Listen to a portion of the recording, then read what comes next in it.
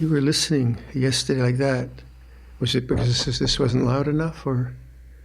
It's when you're speaking like that, it's fine. Yeah, but my voice really. When you sort of move back, or when Okay. your voice gets quieter, then I can't distinguish. Yeah, because when I'm teaching meditation, I just get more calm. That's what it's supposed to do. So you can adjust it too? Okay, so this is a good distance. Tell me, does Chittagong have an unbroken lineage of Buddhist practitioners back to Ashoka? Unbroken lineage? Like East Bengal. So,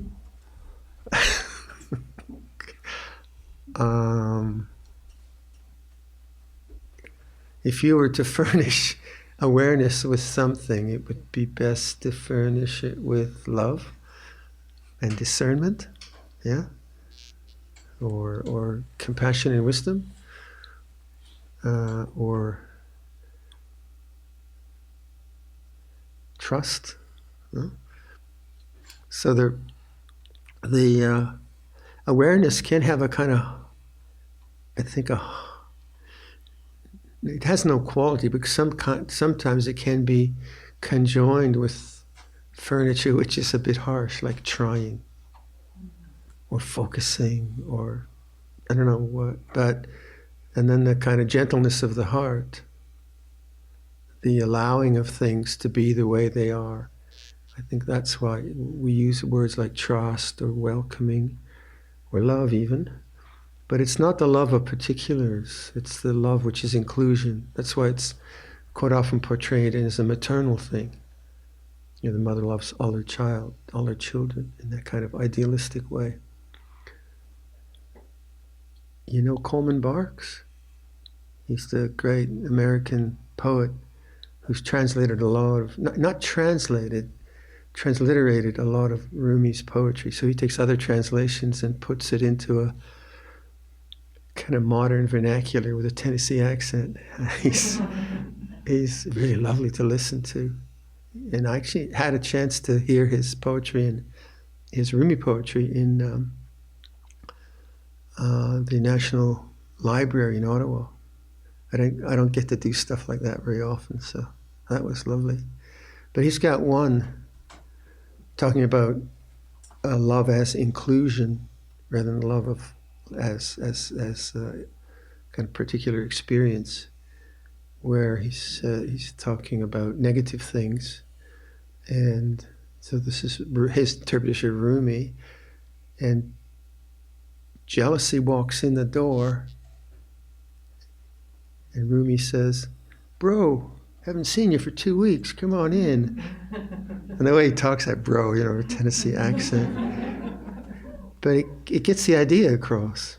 You know, like jealousy comes in, oh, no, I have to practice metta, which is the particular, like metta is, loving kindness is a good thing, and then jealousy is a bad thing. But that's not what we're talking about. I mean, it is true that if I act on jealousy and speak on jealousy, that's a bad idea. So better not go there. But the way of including jealousy is the way of kindness or the way of trust. But that doesn't mean you act on it and believe in it. You know, obviously not. But it's an object which has validity because it has arisen. And solo possumeros, it all belongs. But then there is the choice that we can make to act or not act, but not to repress and not to judge and not to get rid of, because that is also a kind of violence that we can do to ourselves. So that's the aspect of the word love or loving kindness or compassion or welcoming, that awareness, if it were furnished with anything, that would be good, because that gives it a kind of softness, doesn't it? And then our intellectual conditioning, and oftentimes our maybe childhood conditioning, is the should-bes, the ideals. should be this and shouldn't be that, and then that comes into play when we're adults. So in spiritual life, you should definitely not kill, and don't rob banks, and you better not, drink. You better stop smoking all that weed too. So that's a kind of moral framework of goodness, and to be responsible and live by good values. And that's always at the worldly level, and I keep emphasizing those two. But then at the level of stream of consciousness, there's the abiding as witness, and all things have the nature to arise, all things have the nature to cease, and they're all natural. Jealousy is natural. They come and they go. So action and speech is governed by responsibility, and then the inner world is governed by awakening, and then starting to have preferences. You can have preferences, but inclining to those preferences from wisdom and compassion rather than idealism and rejection.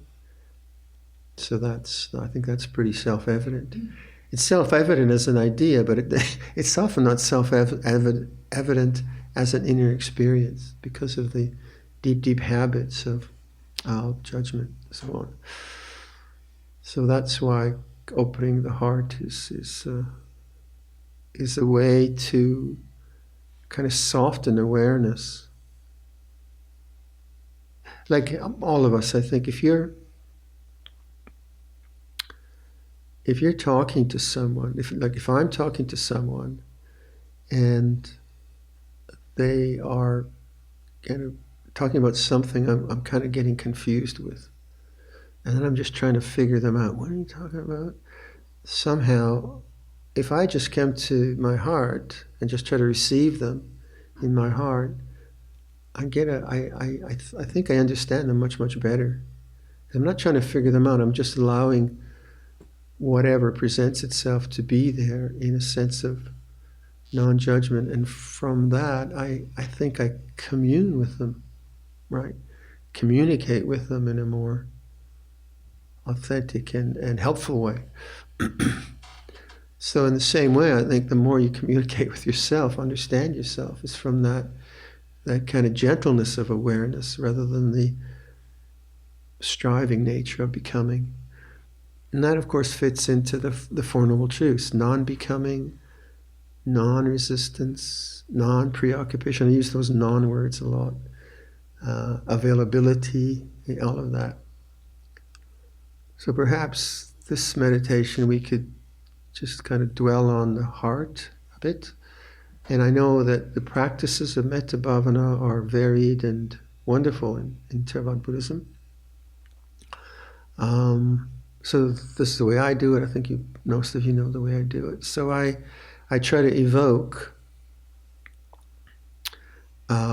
feelings of gratitude and love by simply remembering an instant or a person that evokes that feeling very easily. So I usually, like Luang Samedo, I just, Luang Po, boing, there it is. So how could it not be? How could it not be? He's been a significant, beautiful person in my life.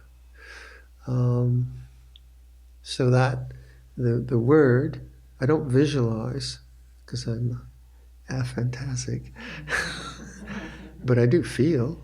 I still feel. So the name, and then that evocation, is that a word? And I let that sit in my heart. So it's not a narrative. I don't go thinking, oh, you remember that time in Newfoundland? So that would be thought.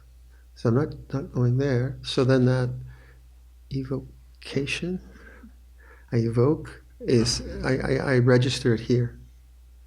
And then once it's registered there, I just use the word, Luang Po, and the in-breath. So I use the breath. And then, may you be well, giving back. Gratitude, giving back, gratitude, giving back. That's very simple, very simple. So it's kind of many elements in it. It's first of all, there's the breathing at the chest. We're grounded in that way. And then there's the imagery or the remembrance, which gives that heart connection to it. And I don't try to rev up some super loving experience, because it's not about that. It's not like getting something called universal love, because that's greed again. Certainly sometimes when you do these practices, you get these profound feelings, but if you look for that, then you're just into greed again. I want. But it's just very, very simple. So then I evoke that, and then I just do it for a while. Well, it's lovely. Very, very lovely. As long as I don't want anything from it, it's very, very lovely. And then I just refresh. You know, the refresh button on your computer. Take another person. Because it gets boring. Even Luang Por gets boring. So then, okay, Ajahn Pavaro. Same thing.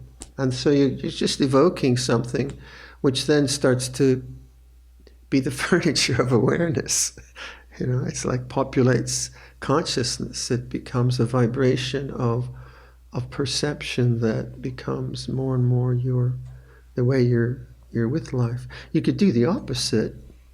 You could evoke certain characters in your personal history or whatever, and bring that up and bring up cynicism or hatred or resentment. Unfortunately, we do that a lot inadvertently through just